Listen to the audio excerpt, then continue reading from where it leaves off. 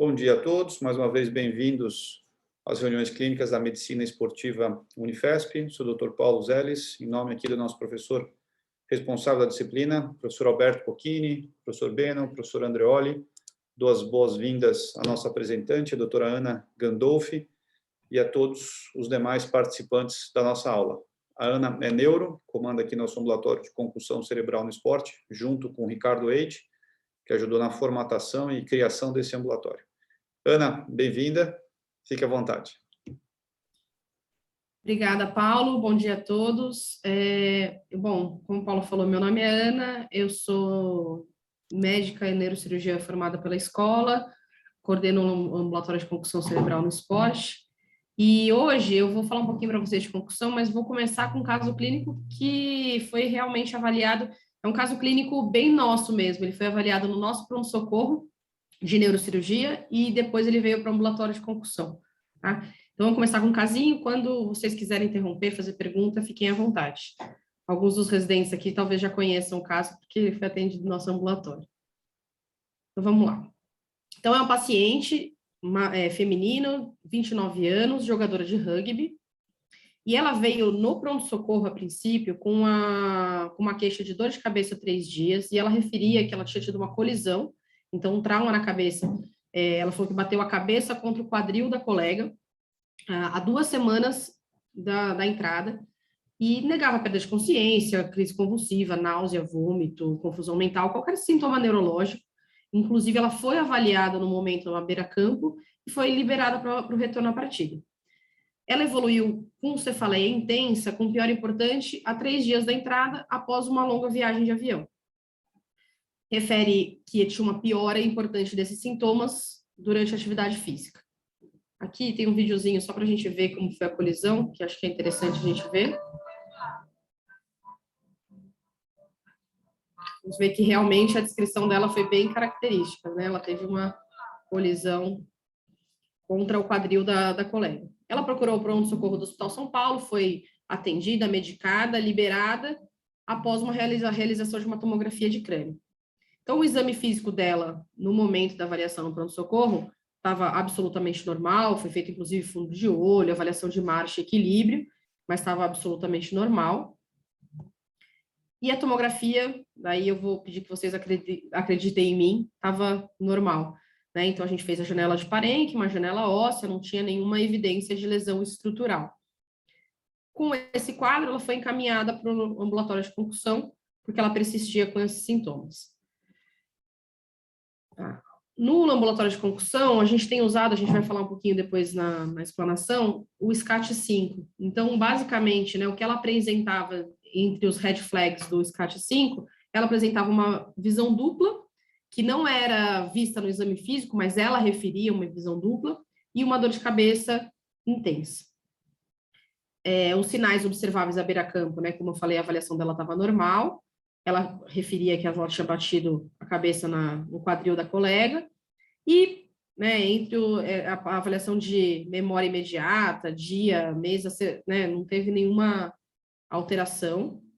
Glasgow também, Glasgow 15, né, e aqui também na avaliação de coluna cervical também estava absolutamente normal. Ela estava só fazendo a medicação, a dipirona de 6 em 6, ela falou que com a dipirona ela tinha um alívio importante da dor, mas que ela tinha, o que chamou mais atenção foi que ela tinha dor com piora com atividade física, tá? Na escala de sintomas, isso eu sempre falo para os residentes, é muito visual a escala de sintomas, né? A gente vê que tem bastante sintomas aqui na área 4, 3, então a gente chama um pouco a atenção, e principalmente os sintomas de confusão mental, sonolência, emotividade, que às vezes a gente pensa que pode estar envolvido com o fato dela estar sem jogar e tudo mais, aquela ansiedade e tudo mais, você vê que ela tem pouco, então os sintomas dela são bem dor de cabeça, pressão na cabeça, tontura, visão embaçada, então ela tem bastante, estava bem sintomática, tá? Aqui a gente também tem, além do número de sintomas, a gente tem o total da gravidade dos sintomas, que é uma avaliação que a gente faz também.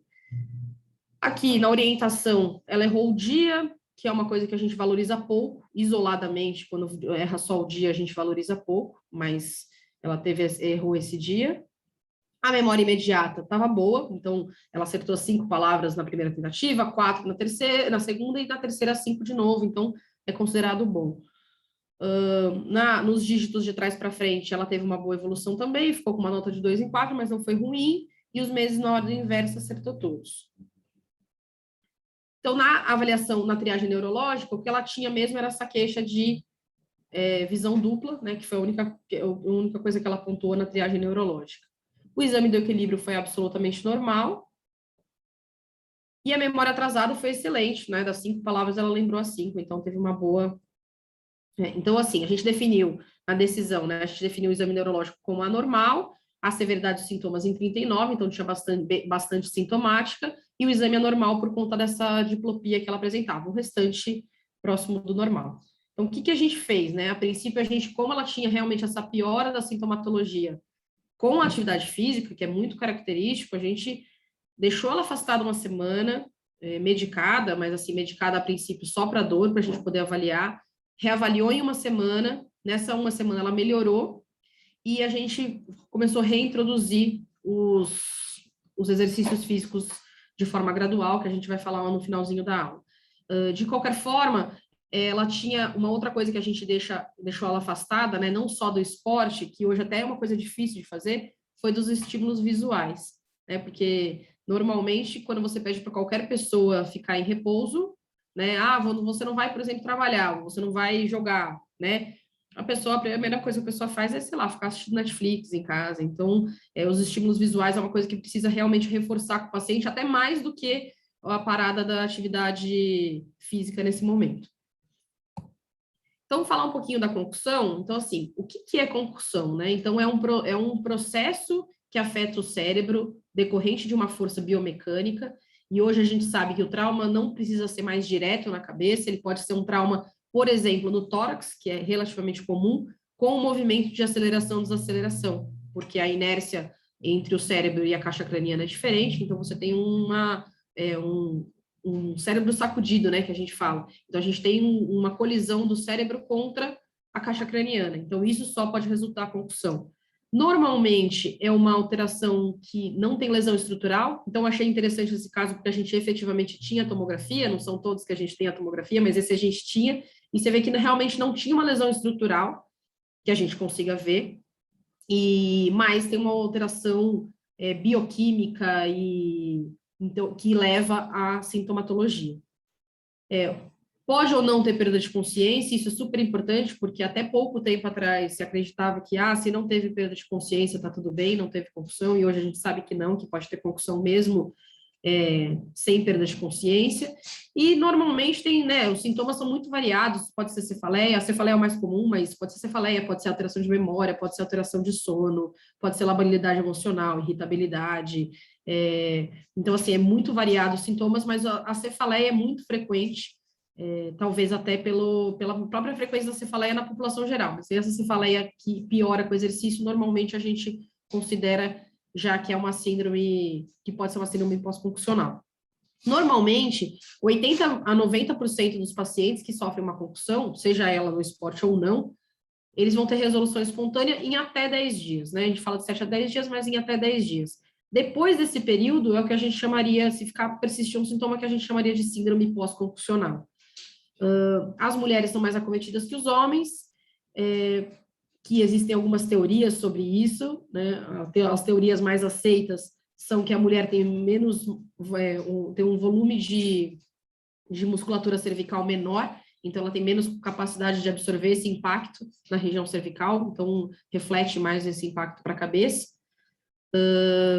Tem um papel também do estrógeno aí na autorregulação cerebral. Além disso, crianças e adolescentes, a gente sabe que tem um tempo maior de recuperação, então na criança e no adolescente a gente demora um pouco mais para caracterizar qualquer sintoma como síndrome pós-concussão.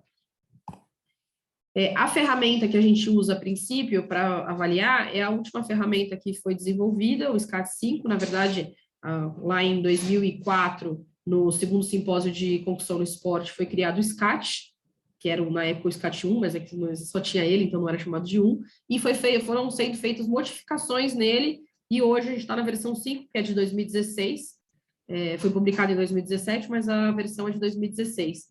na verdade, a gente não sabe se vai ter um SCAD-6 ou não, enfim. Aparentemente, essa é a última versão que a gente tem. É uma ferramenta é uma ferramenta, primeiramente, gratuita. Então, qualquer pessoa que queira baixar o SCAD, você entra no Google, você acha. Então, já facilita.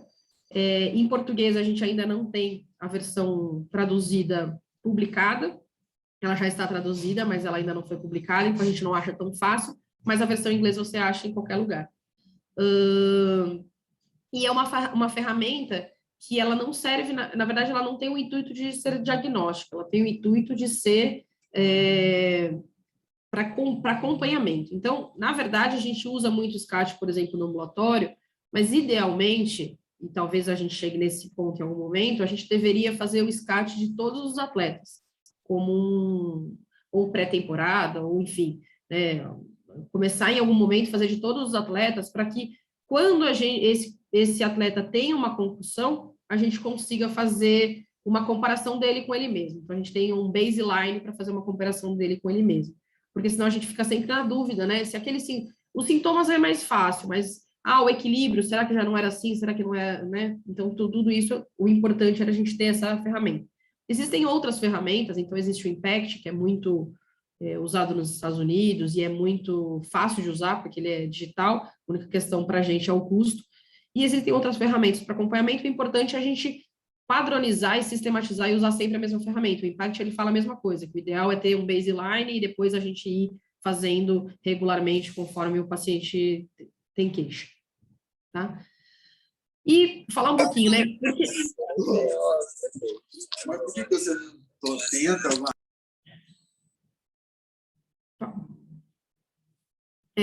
Por que a gente fala de concussão, né? Assim, se eu mesmo falei, né, que 80% a 90% dos pacientes vão ter resolução espontânea, qual é a importância da gente falar de concussão? Por que se fala em concussão? Por que se preocupa com concussão? Daí a gente tem dois motivos, né, pelo qual se preocupa com concussão. É a síndrome do segundo impacto e a encefalopatia traumática crônica, que são decorrentes da concussão. Então, basicamente, o que é a síndrome do segundo impacto? A primeira descrição, provavelmente essa de 1891, desse alemão, que ele descreveu como uma apoplexia traumática tardia, mas a síndrome do segundo impacto com esse nome, ela foi escrita em 1984, em que um atleta de 19 anos, ele teve uma concussão, né, já sabia o que era concussão, ele teve uma concussão, ele foi avaliado, ele foi afastado da partida naquele momento, e 4 dias depois, ele só mantinha né, por isso que eu falo só, mas só mantinha uma queixa de cefaleia, intensa, mas mantinha uma queixa de cefaleia. E 4 dias depois da primeira concussão, ele foi jogar uma nova partida, só estava com queixa de cefaleia, fora isso estava bem. Ele teve um novo trauma e ele ficou desacordado naquele momento e não acordou mais, na verdade. Foi para o hospital, tinha um edema cerebral difuso e não acordou mais. Né, então, o que ficou caracterizado como síndrome do segundo impacto? São aqueles pacientes que o cérebro não completamente recuperado de uma concussão, quando ele sofre novo trauma, ele pode ter uma perda da autorregulação cerebral. Então, isso pode levar a um edema. E, assim, são poucos casos descritos de síndrome pós-concussional, mas quando eles acontecem, são catastróficos, né? Então, assim, tem um pouco mais de 35 casos relatados nos Estados Unidos, a maioria deles no futebol americano, mas são muito catastróficos e, assim, pacientes muito jovens que, de repente, a maioria deles, inclusive, morreu. Então, por isso que a gente fala. Existe até uma teoria, se existe a síndrome do segundo impacto ou não, e eu nem vou entrar nesse mérito, na literatura, alguns autores questionam se existe a síndrome do segundo impacto, porque eles falam que se você for revisar toda a literatura, como são poucos casos, a maioria deles relatado era o futebol americano, que que deveria ter em outros esportes, que é esquisito ter só no futebol americano. Então eles falam assim, será que na verdade isso não é um edema cerebral difuso de outra causa que nada tem a ver com a concussão? Então assim, eles não discutem que não existe, eles falam assim, talvez tenha sido um azar, ou o paciente tinha alguma alteração que a gente não conseguiu descobrir ainda, mas não necessariamente tem a ver com a concussão. Isso é uma discussão muito grande. Em 2020 tem um outro, né, artigo falando que não, que a síndrome do segundo impacto existe. De qualquer forma, ambos os autores, todos eles, os que discutem que tem ou que não tem, sabem que a concussão ela é importante da gente afastar de qualquer forma, nem que seja pensando na encefalopatia traumática crônica. Então, assim, mesmo que a gente pense que não existe a síndrome do segundo impacto, é algo aleatório, né? Não tem nada a ver com a concussão propriamente dita, a gente ainda assim tem uma obrigação de diagnosticar a concussão e afastar esse atleta quando ele está sintomático, nem que seja pensando na encefalopatia traumática crônica. Então, entre aqueles dois motivos que eu falei da gente discutir a concussão e trabalhar em cima e acompanhar esses atletas e, quando precisar afastar, a gente tem esses dois motivos, a síndrome do segundo impacto e a encefalopatia traumática crônica. A síndrome do segundo impacto, mesmo que ela provavelmente ela existe, mas mesmo que ela não exista, a gente não vai correr o risco, né? Então, você não vai correr o risco de falar, não, eu não vou afastar o atleta e depois acontece dele ter um edema cerebral difuso por um novo trauma e você nunca vai saber se foi da concussão prévia ou não. E, de qualquer forma, a gente tem a encefalopatia traumática crônica, essa sim, muito bem estabelecida, né? A descrição dela, na verdade, a primeira descrição dela é mais ou menos por 1928, que foi descrito como Push Drug Syndrome, que era relacionada com era muito comum em boxeadores. Então, os boxeadores, eles ficavam, né, com aquele soco bêbado, eles ficavam com aquela sensação de, parecia que estava bêbado, e daí, a partir disso, é que começou-se a falar no que a gente chama hoje de encefalopatia traumática crônica, mas o diagnóstico mesmo, e com esse nome foi dado por uma Malu em 2005.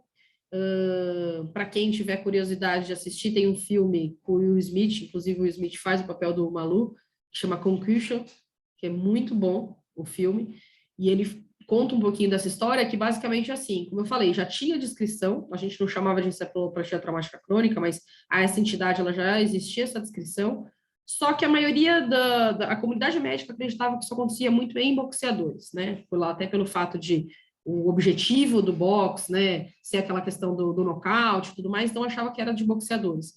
E daí, em 2002, teve a morte do Mike Webster, que é um jogador de futebol americano, que na época já estava aposentado, mas que era muito famoso nos Estados Unidos, e ele, quando ele morreu, ele estava já morando na rua, já estava com transtorno psiquiátrico grave e tudo mais, e daí que chamou a atenção desse neuropatologista e que começou todo o estudo do que hoje a gente chama de encefalopatia traumática crônica, que é decorrente, a gente sabe hoje que é decorrente de múltiplos traumatismos cranianos, né?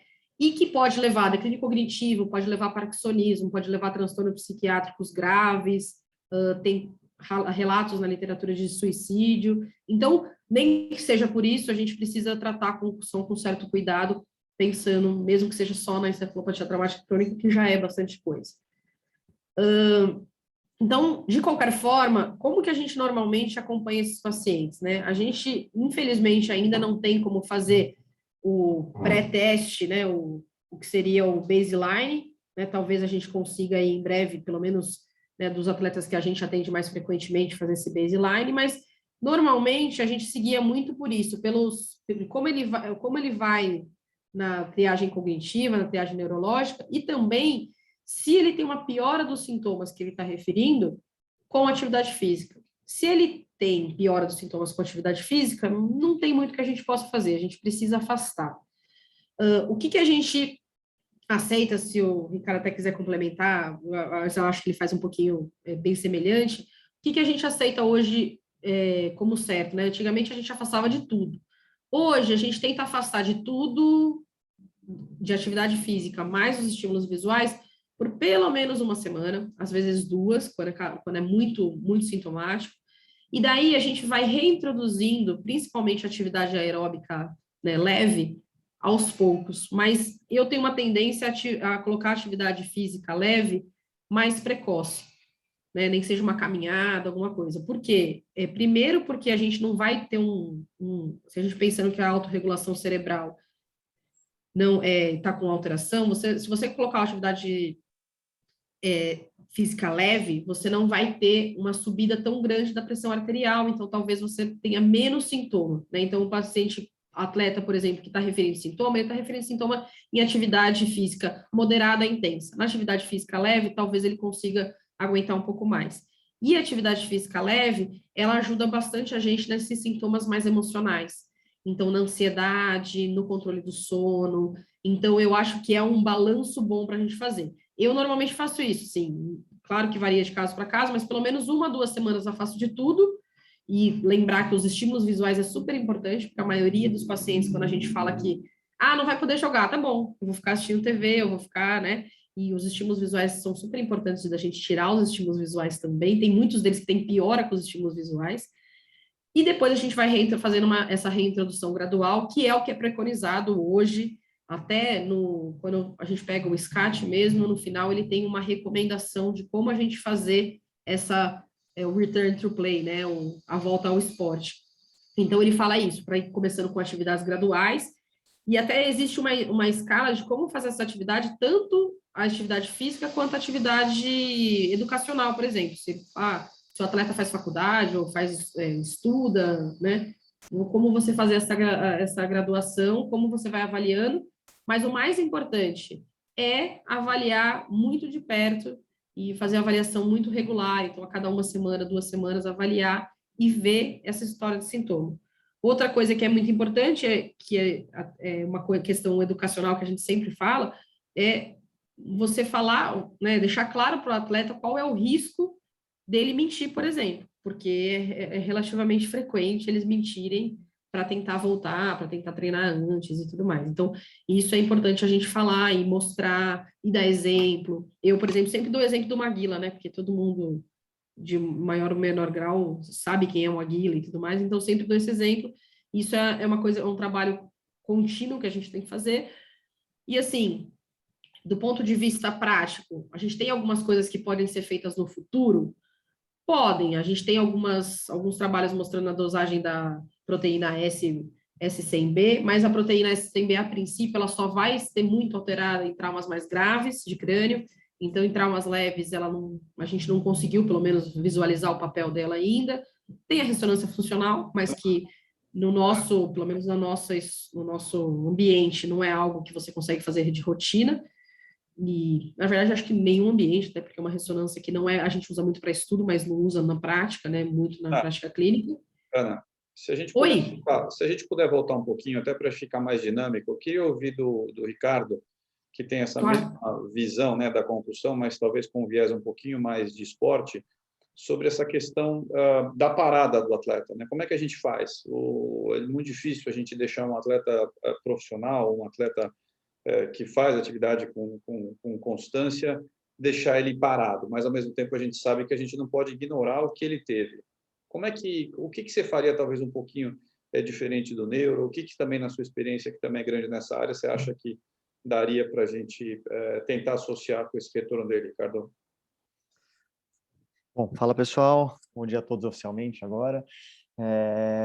Cara, eu faço muito semelhante à Ana, na verdade, mas tem uma diferença, né? Que às vezes eu sou um pouquinho mais agressivo em algumas coisas, isso se dá pelo fato até de estar no clube, né? Uma coisa é a gente estar acompanhando o paciente, às vezes pontualmente no consultório, né? E que você não tem tanto controle da rotina dele, né? Você vai vê-lo daqui 1 semana, 2 semanas. Outra coisa é você estar no clube, por exemplo, que você está com o paciente todos os dias, né? Então isso para mim faz uma diferença. Então dá uma segurança maior da gente controlar o que está sendo feito com ele, né?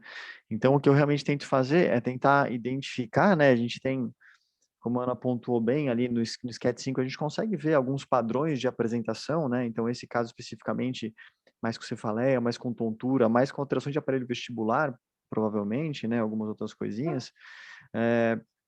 Então, eu tento cercar o que está desencadeando o sintoma para começar as atividades. Se ele já consegue fazer uma atividade física leve, por exemplo, vamos colocá-lo na bicicleta estacionária, fazendo aeróbico levinho, vamos fazer alongamento, vamos fazer academia, sem ninguém perto, sem música, sem nada, e carga bem menos que a máxima, só movimentos, só exercício isométrico. enfim, eu tento mantê-lo com algum nível de atividade da melhor forma possível, né? Só que assim, no clube você consegue efetivamente, você está monitorizando o paciente o tempo inteiro, né? Você está olhando como ele está reagindo, você está vendo como ele foi no treinamento, no pós-treinamento e assim por diante. Você consegue efetivamente saber quando você passou um pouquinho do ponto, né? Eu já peguei pacientes também que estavam ótimos fazendo tudo, já tinha passado 3 semanas, tudo direitinho pelo menos, assintomático, tudo bonitinho, na academia tudo tranquilo. Quando colocamos no campo sem contato, mas com mais pessoas de futebol, né, mais pessoas passando em volta e se movimentando, ele tendo que olhar para um lado e para o outro, começou a dar problema. Começou a ter tontura, tudo, e é interessante ele mesmo relatando as dificuldades, né, ele percebendo que tem problema, porque ele efetivamente não quer voltar. Porque entra em outro aspecto, a gente se preocupa muito com a parte de saúde, como a Ana apontou muito bem, os problemas decorrentes da concussão, eh, mas em menor escala, às vezes se ele se é oligossintomático, por exemplo, às vezes o cara quer ir. Né, às vezes a gente perde até às vezes tem sintomas muito discretos, né, a gente não consegue pegar tudo, é difícil, e às vezes até perde a carreira do cara, porque ele começa a render menos na modalidade, então isso a gente é um outro problema que dentro do esporte de alto rendimento a gente precisa prestar atenção.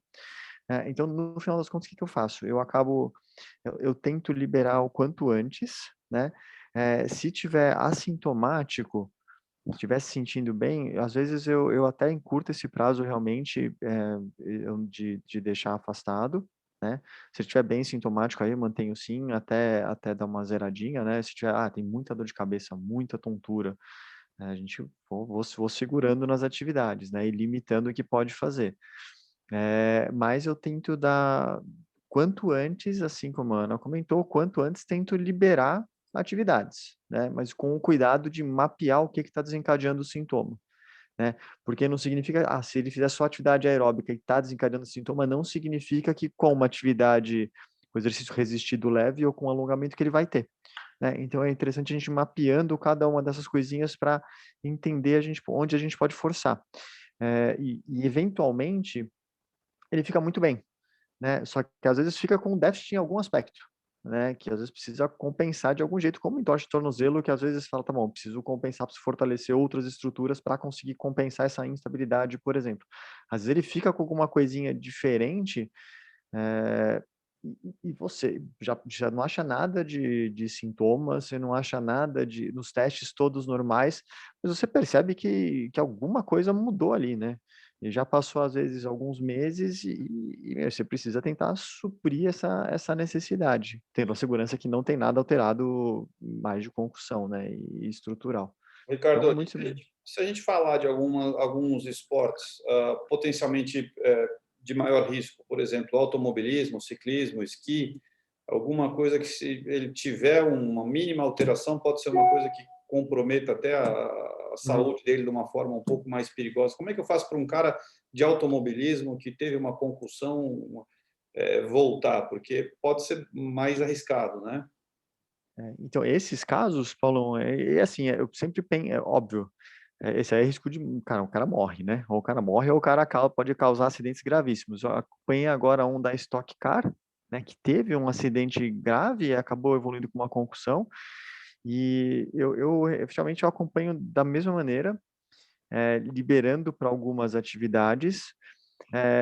Tem um viés que às vezes nem todos eles se sentem tão atletas quanto eles deveriam ser tão atletas, então às vezes condicionamento físico é inadequado, treinamento é inadequado, então você perde um pouco de parâmetro, mas eu também vou liberando aos poucos para essas atividades, eu vou fazendo testes cognitivos computadorizados para tentar detectar minimamente alterações de reação simples, de reação de escolha, com tomada de decisão, de memória de curto prazo, né.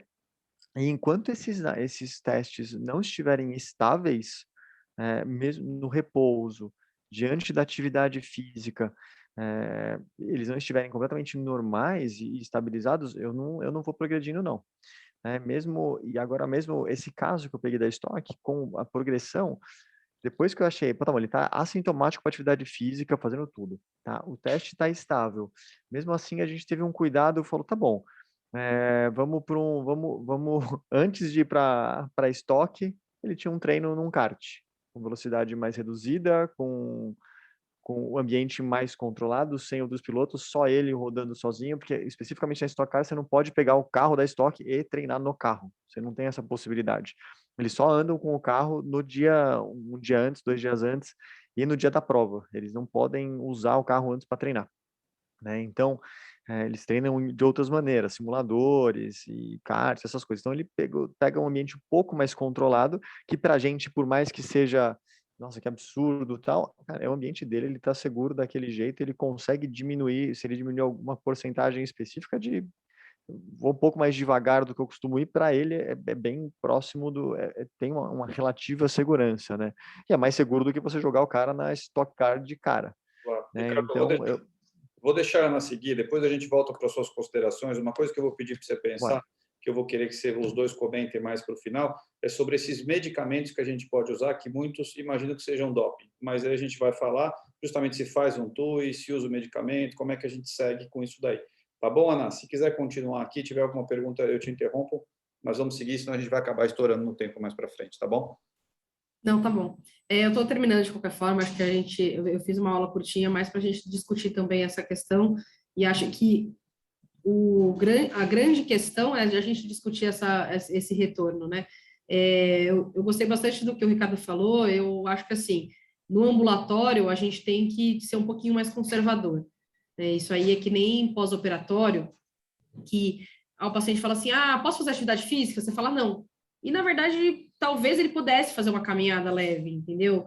Mas você não vai estar lá para avaliar, você não sabe se o paciente vai seguir exatamente, às vezes é um paciente que é alucinado por exercício físico, às vezes não é nem atleta, mas é alucinado por exercício físico, você não sabe se você falar para ele que pode caminhar, se ele não vai correr. Então, na dúvida, você fala para ele não fazer nada, entendeu? Então, assim, eu entendo, e se eu tivesse condições de avaliar o paciente com a frequência que o Ricardo avalia, talvez eu liberasse também mais cedo. É só que realmente no ambulatório a gente tenta pecar pelo excesso, porque a gente não tem muito como seguir isso.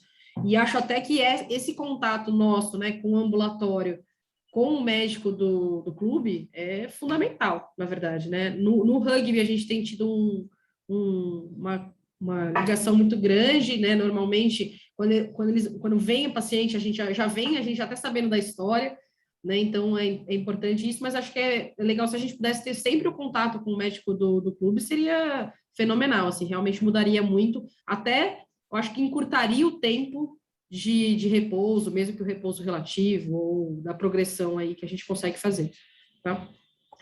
E aí, como eu estava falando, né, tem a dosagem dessa proteína, tem a ressonância funcional, que a gente sabe que a ressonância funcional, com alguns marcadores específicos, ela consegue mostrar sinais mais objetivos para a gente.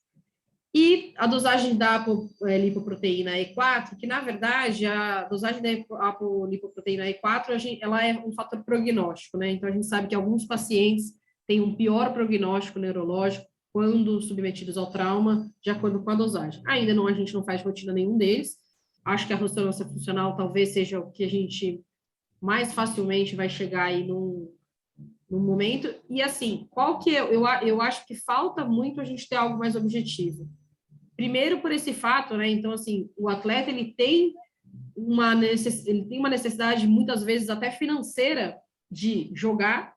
Então, o fato de você depender muito do relato dele dificulta muito. E até para a gente ver a questão prognóstica. Alguns atletas, né, vão ter vão evoluir muito melhor. Então, acho que falta alguma coisa mais objetiva. Eu sou muito pró-exame físico e anamnese, mas eu acho que falta mais alguma coisa mais objetiva para a gente, pelo menos, poder dividir os de maiores risco e menor risco, como a gente faz em traumas, por exemplo, mais moderados a graves de crânio, né? Outra coisa que acho importante comentar é que, assim, eu acho que a grande questão do SCAT, principalmente quando a gente fala nos sintomas, que eu falei que é bastante visual, isso eu sempre falo para os residentes, é assim, muitas vezes, principalmente o paciente que a gente está acompanhando muito regularmente, você vê que o paciente não melhora, uma coisa que a gente tem que pensar é que ele pode ter alguma outra coisa associada. Então, por exemplo, a gente pega muita mulher, né, até porque tem mais concussão em mulher, mas pega muita mulher com 18, 19 anos.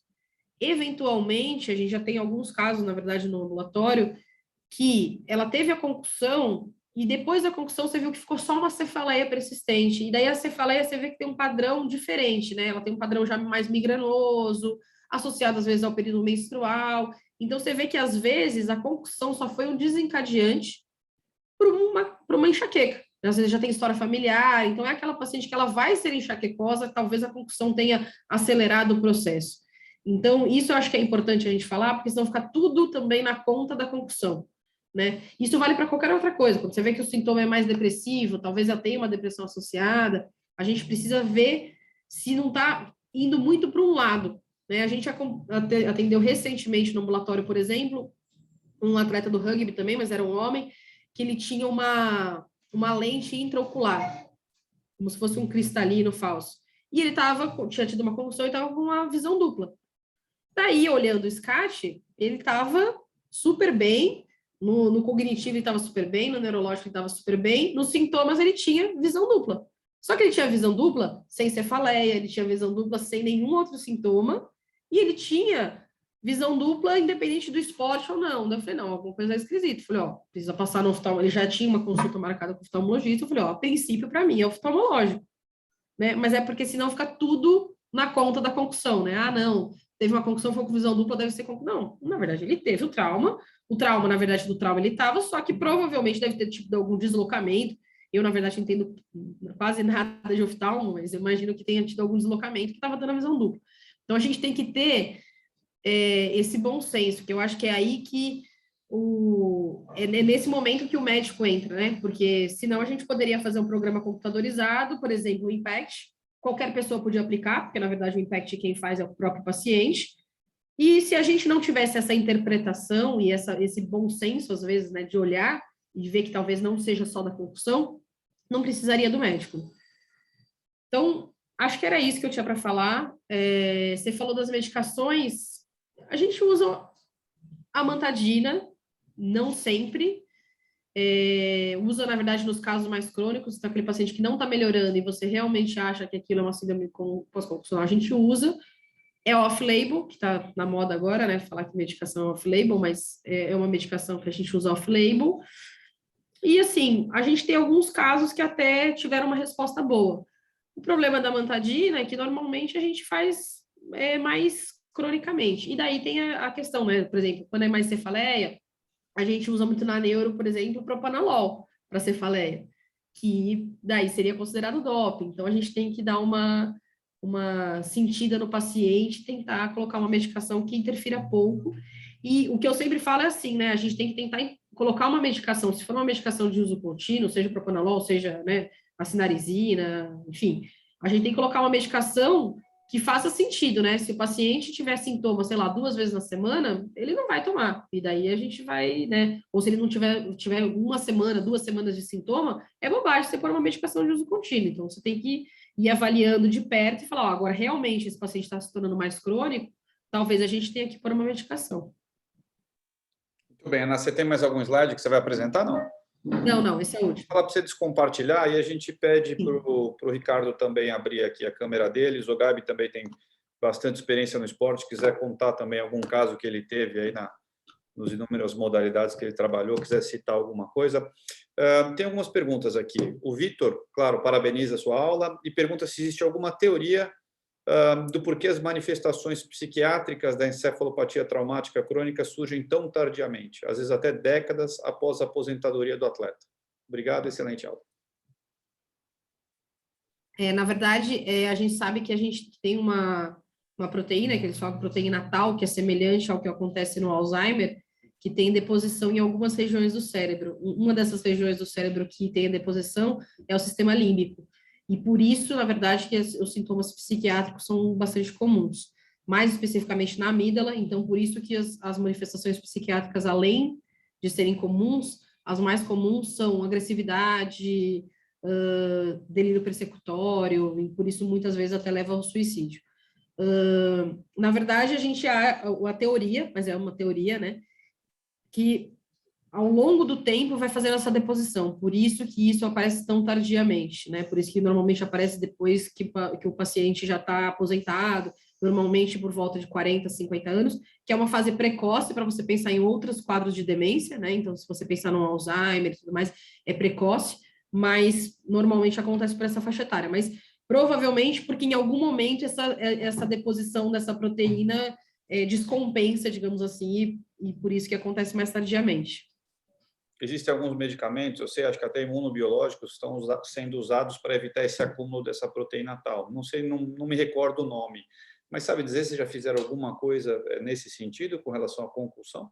Que eu saiba, na concussão não foi testado, mesmo no Alzheimer, ele foi agora aprovado pelo FDA, né, americano, acho que tem um mês e meio, mais ou menos, mas, pelo menos assim, os neurologistas que lidam bastante com essa parte cognitiva que eu conheço aqui no Brasil, dizem que eles vêm ainda com um pouco de reserva, porque eles acham que ainda que dá para usar, não é que não vai usar, mas eles acham que não é, assim, uma coisa fenomenal, a questão da deposição, né? Mas eu acho que... Mas eu realmente não desconheço que tem alguém fazendo alguma coisa com concussão.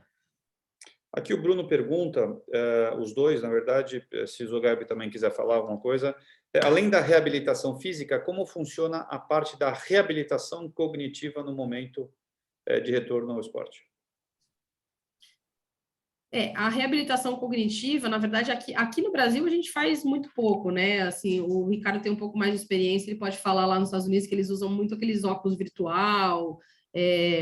A reabilitação cognitiva, aqui a gente faz muito da progressão mesmo do que a pessoa faz. Então, se, por exemplo, está na faculdade, a princípio a gente libera, depois vai retornando aos poucos para as atividades cognitivas, mas o treinamento cognitivo a gente faz muito pouco aqui. Nos Estados Unidos eles são um pouco mais criteriosos e mais específicos para fazer esse treinamento cognitivo. Uma coisa que às vezes a gente faz, mais ou menos nessa linha, principalmente para paciente que tem muita queixa vestibular, é a reabilitação vestibular. Às vezes, normalmente, a gente até passa por uma avaliação com otorrino, mas eles fazem muita reabilitação vestibular, fazem muitos exercícios de propriocepção, de equilíbrio, o que ajuda nessa reabilitação vestibular. Mas a cognitiva, a gente faz muito pouco, para falar bem a verdade. Não sei se o Ricardo quer comentar alguma coisa diferente. Não, acho que realmente, assim, nos Estados Unidos eles estão um pouquinho mais, estão bem mais na frente disso, né, para falar a verdade.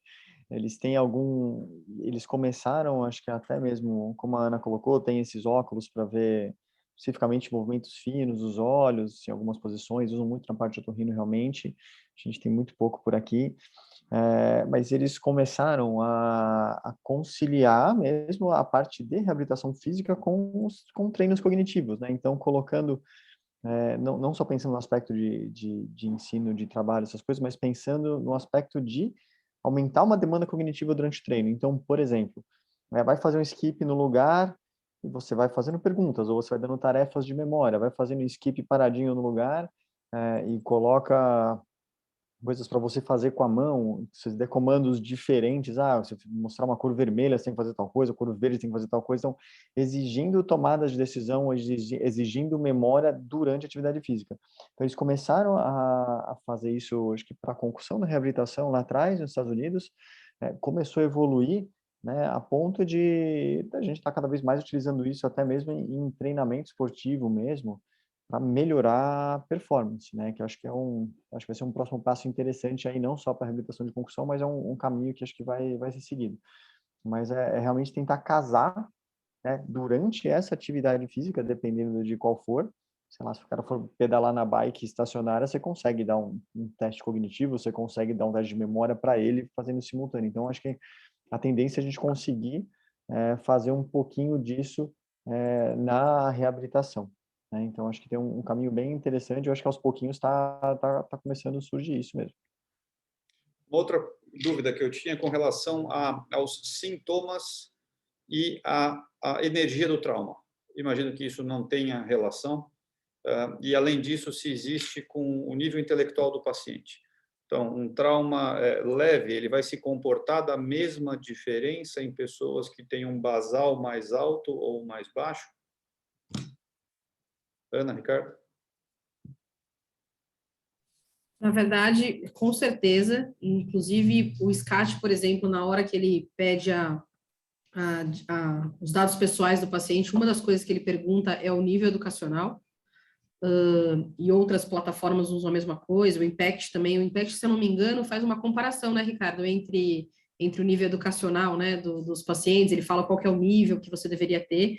Na verdade, todo teste cognitivo, ele faz essa avaliação, né? Se você pensar no neurológico puro, quando a gente faz o Mini-Mental, por exemplo, que é muito comum em quadros demenciais fora da concussão, ele tem um valor de Mini-Mental esperado, embora seja um teste simples, tá? Ele não depende da escolaridade, mas é um teste que você tem valores esperados para o grau de escolaridade do paciente. Então, isso faz diferença. E uma coisa que a gente fala muito é que depende muito da reserva funcional. Então, aquele paciente que ele tem um nível educacional maior, ele tem uma tendência a ter um nível, uma reserva funcional cerebral maior. Então, ele vai ter uma condição melhor até de reabilitação e de superar por si mesmo aquele trauma do que principalmente traumas leves, né? O trauma moderado e grave nem tanto, mas para o trauma leve ele tem uma capacidade muito melhor de rearranjar ali as sinapses dele do que se ele tiver um grau de escolaridade mais baixo.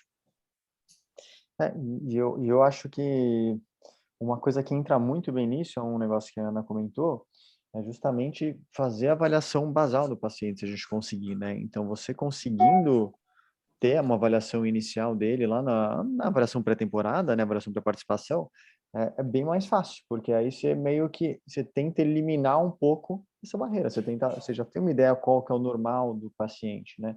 Porque realmente, assim, a questão da concussão tem essas variações, essas diferenças no dia a dia mesmo, é difícil interpretar. E outra coisa que você perguntou, né, Paulo, assim, a questão de força do trauma, tudo. Obviamente, um trauma com uma energia cinética maior, a gente se preocupa com outras coisas ainda, com lesões mais graves, né? Mas a concussão é muito o jeito que bate, não é a força que bate, né? Então, tem traumas muito bestas, inocentes, que a gente fala, não vai acontecer nada. E acontece, né? Mesmo descartando as outras alterações e tudo mais. Então, acho que são duas coisas que realmente influenciam um pouco aí no acompanhamento, na avaliação propriamente dita, né? Muito bem. Quanto a uma última pergunta minha, se alguém tiver mais pergunta, estou achando até estranho que a professora Maíta sempre tem alguma pergunta, mas não falou nenhuma hoje. Quanto tempo para repetir o SCAT? A gente sabe que tem um viés de memória, né? Então, que o atleta realmente ele pode lembrar das respostas, né? Mas, ao mesmo tempo, a gente sabe também que esse atleta, como você disse, quem está estudando, teoricamente, está melhorando o nível intelectual, como quem está envelhecendo pode estar tendo um comprometimento do nível intelectual. Então, numa situação ideal, num clube, quando vocês repetiriam, de quanto em quanto tempo? Eu acho que a princípio a gente precisa fazer um SCAT nas primeiras, idealmente, né? Então, teve a concussão, considerando, claro, o mundo ideal em que você tem uma avaliação, por exemplo, pré-temporada. Eu acho que você precisa teve a concussão, você precisa fazer o SCAT completo. 24 a 48 horas da concussão, né? A gente tem a avaliação à beira-campo, mas, na verdade, a avaliação à beira-campo, inclusive, no SCAT, aquelas primeiras partes, ele fala para fazer a beira-campo mesmo, mas eu acho que a avaliação, né, num lugar mais calmo, precisa ser feita nas primeiras 24 a 48 horas. E isso depende muito dos sintomas, mas eu repetiria de novo em 24 horas ou 48, dependendo de quando você fez. Então, se você fez o primeiro nas primeiras 24 horas, eu daria mais 48 horas para fazer o segundo, e daí eu faria uma avaliação semanal, se, obviamente, tiver sintomático, né? Se não tiver sintomático, acho que dá para espaçar um pouco mais. Não sei se o Ricardo pensa um pouco diferente. Eu digo até a questão do basal do atleta, né? Porque eu imagino que esse basal vai mudar de um tempo para o outro. Ou é um só? Eu fiz um teste, já é válido, sei lá, por 5 anos, 10 anos? Ou eu tenho Não, se você fizer o basal, teoricamente, deveria ser feito o anual, né? E de preferência no momento pré-temporada. Por que a gente fala do pré-temporada, né? Porque você pode falar assim, quando ele entrou, por exemplo, para jogar, você pode fazer? Pode. Mas o pré-temporada, você teoricamente pega o atleta no melhor momento dele, né? Então, ele é o melhor momento físico, o melhor momento de foco, o melhor momento você está pegando no pré-temporada. E, obviamente, vai ter mais partidas ali, vai ser muito mais intenso, então a chance de ter uma concussão ali é maior. Então, você vai conseguir pegar ele, digamos assim, logo antes da concussão. Mas eu repetiria o basal anualmente. Eu concordo com a Ana em relação ao basal, né? E acho que anualmente a gente vai fazendo, idealmente. Embora, assim, em algumas modalidades não seja tão de praxe fazer, porque tem uma barreira importante, né? Uma dificuldade importante do pessoal entender que vale a pena ser feito. E até mesmo questões de fingirem o teste, né? A partir do momento que eles entendem que, eles vão comparar com depois, e se eu tiver pior, é melhor eu falsificar esse primeiro teste, que eu já vou ser ruim mesmo, aí se eu fizer lá na frente eu vou estar melhor.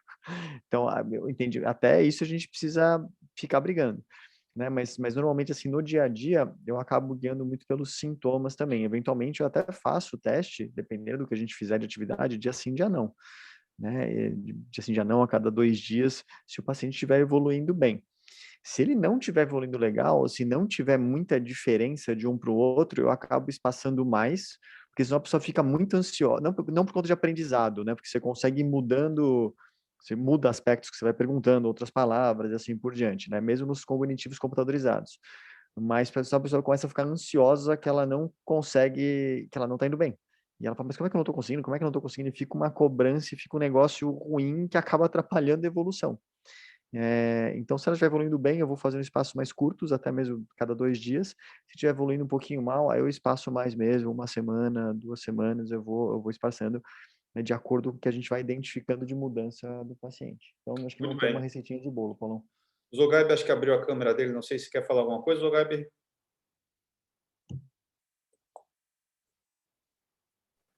Oi, Paulo. Não, é só 2 coisinhas rapidinho, tentar não me alongar. Em relação a esse treinamento cognitivo, existem trabalhos até antigos, né, que mostram que quando o indivíduo estava fazendo atividade física aliada a alguma outra atividade cognitiva, no caso desse primeiro trabalho era jogar xadrez, e ele era monitorado em relação às variáveis metabólicas do momento. E você tinha uma redução da sobrecarga, uma redução relativa da sobrecarga, ou seja, a percepção de esforço era diminuída. Então, quando você pegava as diversas variáveis, então frequência cardíaca, consumo de oxigênio para aquela carga, a própria pressão arterial, ventilação, equivalentes ventilatórios, tudo para aquela carga, e quando você associava um trabalho cognitivo, todas essas variáveis diminuíam, como se o indivíduo estivesse fazendo atividade numa sobrecarga menor do que ele fazia anteriormente, né? E isso dava, evidentemente, que a resposta de uma percepção de esforço diminuída. Como até estratégia de melhora do condicionamento, é claro que nessa época esses estudos não tinham nada a ver com concussão, né? Mas até como estratégia de melhora de condicionamento físico, associar esse trabalho cognitivo, que aí você poderia aumentar a sobrecarga. Depois, parece que a própria reabilitação, não sei porquê, tentou evitar isso, né? O indivíduo ver televisão ou ler durante a reabilitação, imaginando que ele pudesse se concentrar melhor naqueles gestos motores e tal, e isso foi um pouco abandonado. Mas a gente sabe que essa ação cognitiva aliada à atividade física, ela muda, inclusive, os ajustes agudos em relação à sobrecarga. De um caso interessante foi num jogo de futebol, faz muitos anos, evidentemente, num escanteio, o Marcão, né, o goleiro lá do Palmeiras, saiu para pegar a bola e bateu a cabeça com o Miller, que jogava também no Palmeiras. Os dois trombaram, caíram lá os dois. Eu entrei, perguntei, falei com os dois e tal, estavam normais, sem nenhum problema, saí de campo. O jogo continuou rolando, era contra o Corinthians fazendo um ataque maciço ali, eu acho que cobrou uns 4 ou 5 escanteios seguidos. E eu olhava lá para o lado do goleiro e os repórteres que estavam atrás do gol ficavam me chamando, né? Ou chamava alguém do banco, que eu não sabia exatamente o que estava acontecendo. Aí, uma hora que acalmou, né? Quer dizer, o Palmeiras foi para o ataque e deu para prestar um pouco mais de atenção no que estava acontecendo, eu percebi que os repórteres estavam me chamando. Quando eu fui lá, eu falei, o que está acontecendo? Achei que alguém tinha passado mal e tal. Ele falou, não, o Marcão não está bem. Por que não está bem? Porque ele fica virando para trás e pergunta para a gente, por que ele tem aquele 1 no placar ali? Por que o Corinthians tem um gol a mais que a gente? Porque você tomou gol. Eu não tomei gol nenhum, você está louco? Então, aí eu encostei na trave, comecei a conversar com ele, e ele fez a mesma pergunta para mim.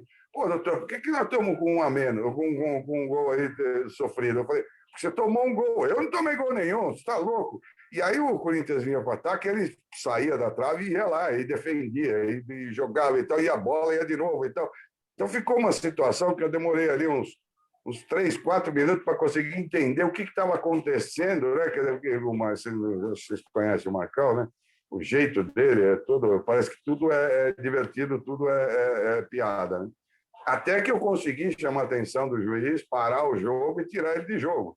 E ele não saía do jogo de jeito nenhum. Eu não posso sair daqui, eu tenho que defender o gol. Então, mas uma situação divertida, evidentemente que dramática, né?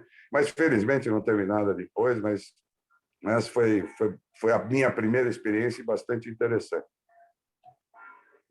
Muito bem. Hoje é engraçado, né? Mas quando a gente passa por isso daí é um estresse, né? Eu tive 2 jogadoras de basquete que, enfim, foram pegar a mesma bola e foi uma concussão as duas e, enfim, é um momento de estresse, né? Perfeito, Zogai. Muito obrigado aí pelas considerações. Ricardo e Ana, se tiverem alguma consideração final para fazer? Peraí, Paulo, só parabenizar a Ana aí, o Ricardo aí, grande palestra, demonstração de conhecimento sempre é muito agradável. Não, Paulo, a única coisa que eu queria falar é que, bom, o nosso ambulatório está aberto, né, para quem precisar, quem quiser encaminhar, às vezes até em caso de dúvida, né, como eu falei, esse caso do que a gente pegou recentemente do menino da lente, acho que não é vergonha para ninguém, né, acho que a gente tem que, é assim mesmo, a gente pede ajuda quando a gente não sabe, está na dúvida, nosso ambulatório está aberto, nosso ambulatório é relativamente tranquilo em relação a pacientes, então, assim, querendo encaminhar, a gente fica à disposição até para fazer alguma coisa conjunto, falar que quero fazer uma avaliação pré-temporada de um determinado, a gente combina um dia, vai fazer, também não tem problema nenhum. Acho que a gente tem que fazer o mais integrado possível, sempre vai ser isso, esse vai ser o melhor para o atleta. E para mim, só pegando o gancho do que os dois falaram, né, eu acho que o Zacaio pontuou muito bem. Às vezes a concussão demora um pouquinho para aparecer, aí ela aparece alguns minutos depois, então a gente já tomar cuidado. E realmente, assim, acho que acontece, o ambulatório é tranquilo, mas muito do que é tranquilo é porque muitas concussões deixam de ser identificadas. Então, quanto mais a gente aumentar esse awareness, mais aumentar a preocupação, mais aumentar o diagnóstico, melhor vai ser para os pacientes, melhor vai ser para nós e assim por diante. Obrigado, Boa, pelo convite, participar, sempre um prazer e permaneço à disposição aí para o que vocês precisarem, como sempre.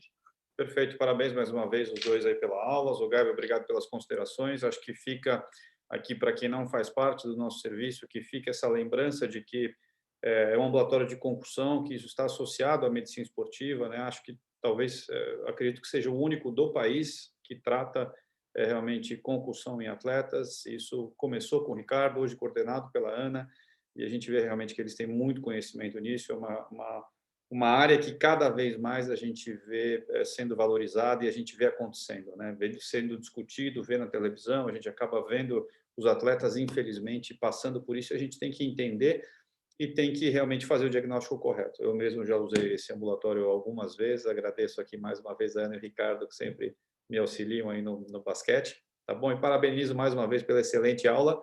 Lembro a todos que vai ficar disponível no nosso canal do YouTube. Provavelmente, dou um spoiler aqui, teremos o Congresso de Medicina Esportiva. Agora, no segundo semestre, teremos essa dupla novamente, falando um pouquinho mais sobre concussão. Convido a todos, não temos a data confirmada ainda, mas falaremos aí sobre concussão. Obrigado a todos, uma ótima semana. Um abraço, obrigado, Ana. Obrigado, Ricardo. Obrigado a todos, boa semana. Obrigada, gente. Tchau, tchau. Obrigado, abraços.